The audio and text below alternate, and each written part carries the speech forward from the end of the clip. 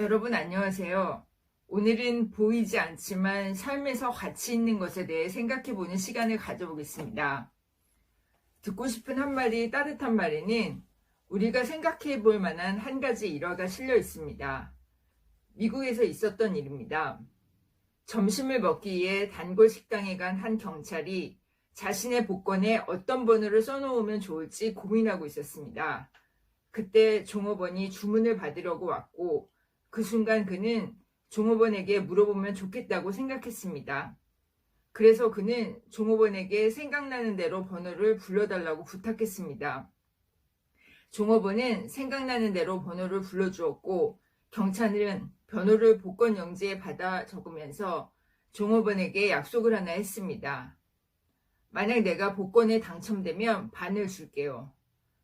며칠이 지난 뒤 놀라운 일이 일어났습니다. 경찰이 복권에 당첨된 것입니다. 당첨금은 우리 돈으로 환산하면 약 70억 원이라는 거액이었습니다. 그런데 더욱 놀라운 일은 경찰이 종업원에게 약속한 대로 당첨금의 절반을 준 것입니다.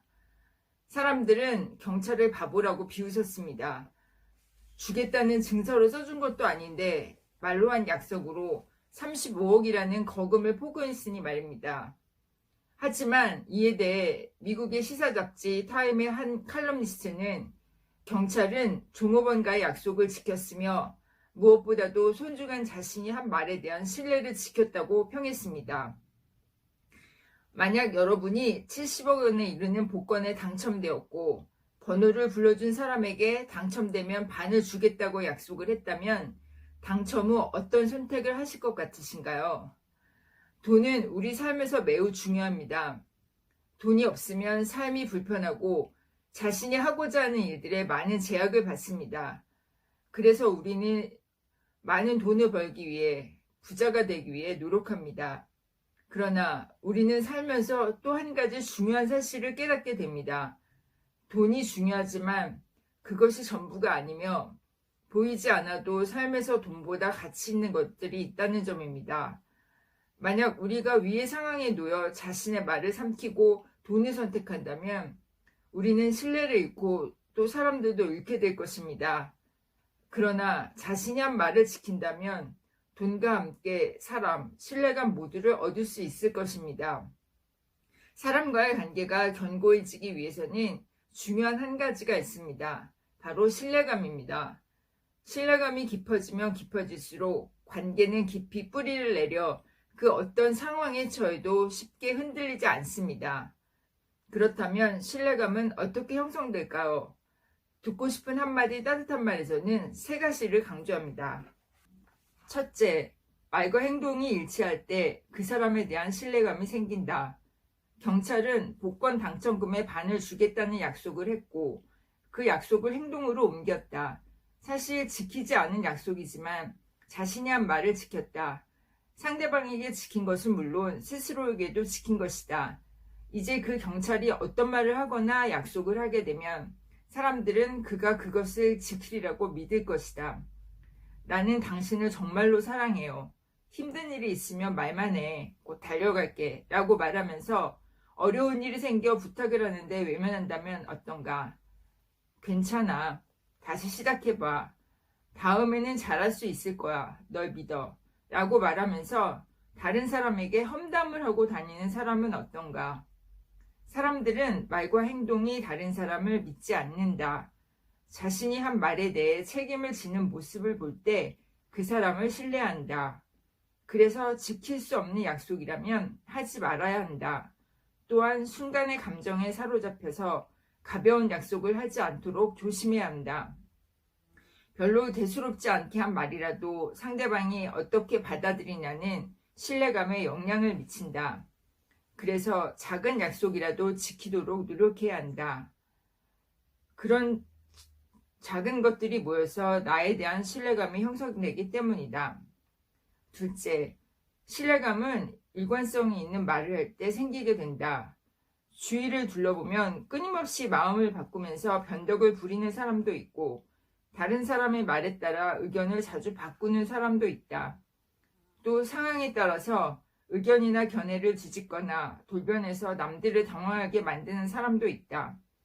직장에서는 윗사람 앞에서 하던 말과 아랫사람 앞에서 하는 말이 다른 사람을 어렵지 않게 보게 된다. 그런 사람들은 당연히 신뢰가 가지 않는다. 물론 일관성을 갖는데도 조심해야 할 부분은 있다. 급변하는 사회에서 필요할 때는 변화를 받아들이는 유연함과 융통성을 가져야 한다.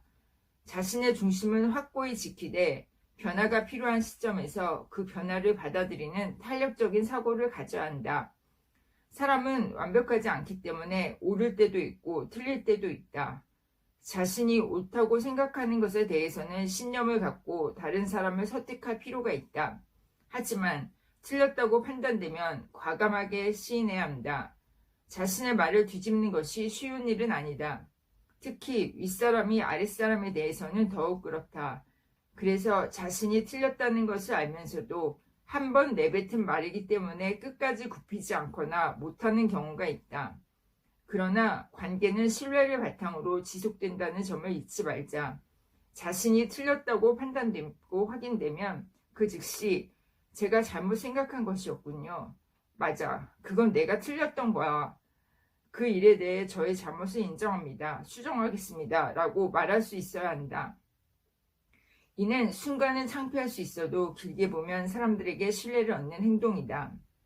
셋째, 누군가 자신을 칭찬하거나 인정해주는 말을 할 때 그 사람이 한 말을 그대로 받아들이고 그에 대해 감사하는 것이 좋다.